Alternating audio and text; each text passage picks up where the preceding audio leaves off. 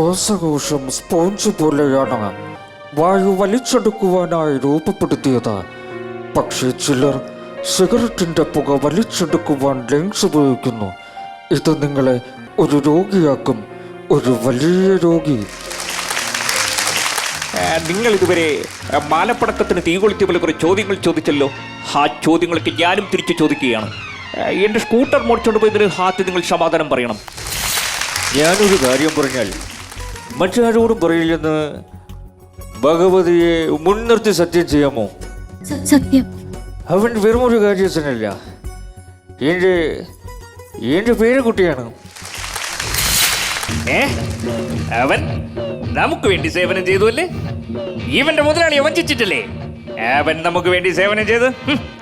ഇന്നലെ വരെ പാല് കൊടുത്ത കൈക്കല്ലേ അവൻ തിരിഞ്ഞു കൊത്തിയത്. നാളെ അവൻ എന്നെയും കൊത്താൻ മടിക്കില്ല. എന്തായാലും ഞാനത് പ്രശ്നമാക്കുന്നുവല്ല.